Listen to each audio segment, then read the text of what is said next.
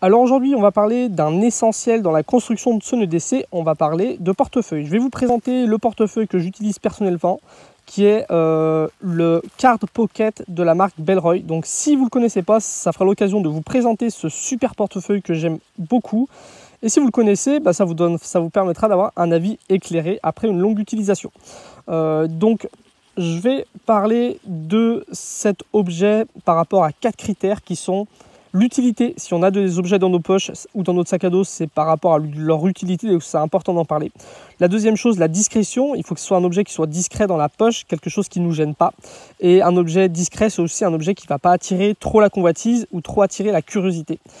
Le troisième point, c'est le rapport qualité-prix. Un objet qu'on utilise au quotidien doit avoir un bon rapport qualité-prix, doit durer dans le temps. Et c'est aussi un objet qu'on ne doit pas avoir peur d'utiliser.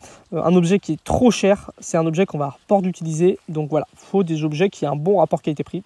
Et on va parler aussi, bien sûr, du plaisir à utiliser, de l'affection qu'on a pour cet objet-là, parce que vu que c'est un objet qu'on a au quotidien sur soi, c'est important qu'il nous plaise.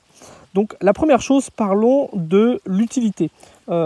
Un portefeuille, pour moi, c'est simple.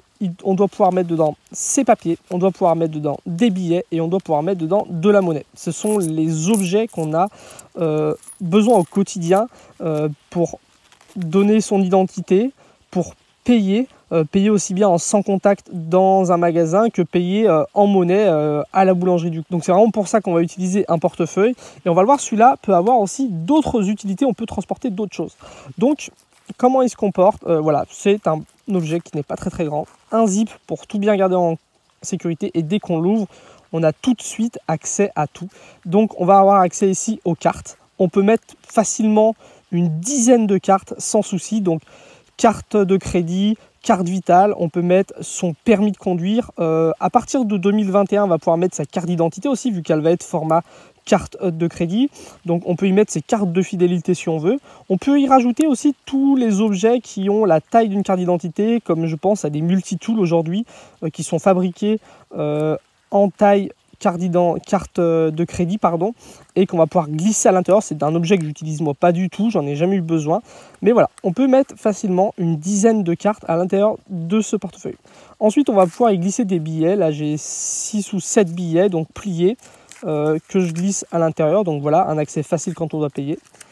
Et ici, on va pouvoir y glisser de la monnaie. Donc il suffit de faire une petite pression et de savoir un peu ce qu'on a comme monnaie. Et quand on a besoin de payer, voilà. Là, j'ai quand même pas mal de pièces, je dois avoir 6 ou 7 euros. Changer facilement. Donc voilà. Niveau utilité, il est parfait. Ici, on a un petit compartiment secret pour ajouter une petite carte SIM ou une petite carte SD. Et ce qui est intéressant, c'est que, voilà, par rapport à sa souplesse, on voit aujourd'hui tout un tas de portefeuilles minimalistes qui sortent. On va pouvoir juste mettre quelques cartes dedans. Après, ça va être un peu galère pour mettre des billets. Surtout, on ne peut jamais mettre de pièces ou sinon, c'est des petits tiroirs mal fichus. Là, on peut vraiment mettre beaucoup de cartes, beaucoup de billets, beaucoup de monnaie.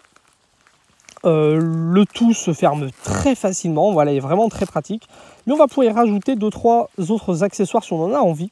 Je pense par exemple à un briquet-bic qu'on peut avoir besoin de mettre dans son EDC.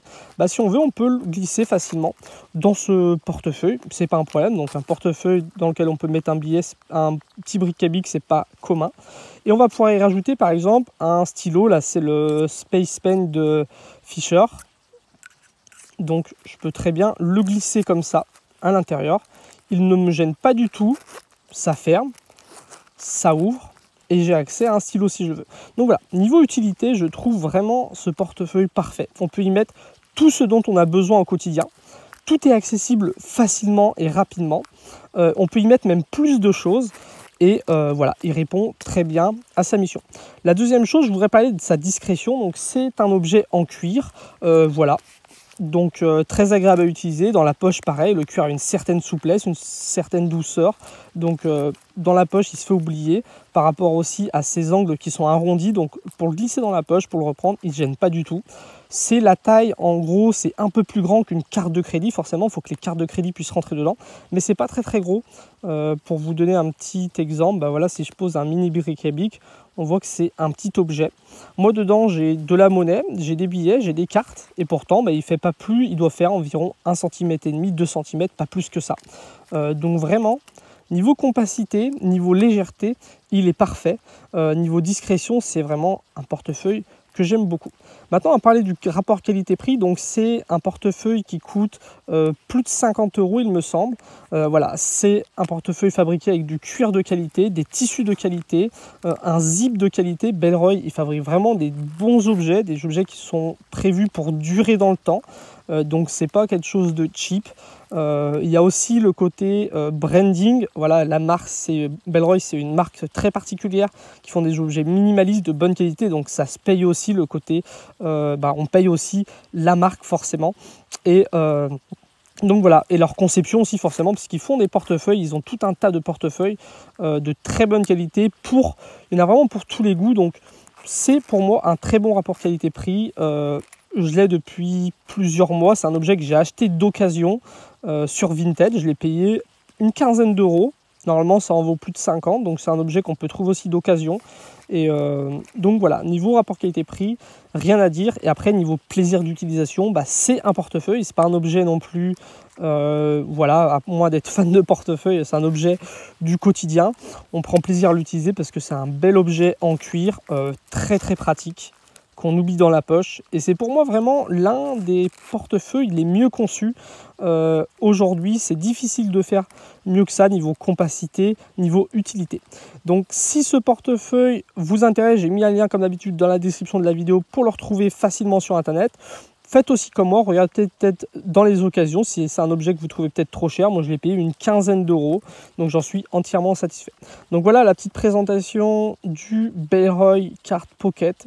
C'est vraiment un portefeuille que je recommande à tous ceux qui veulent se créer un EDC de qualité, assez minimaliste en fin de compte, et qui soit pratique surtout. Donc voilà.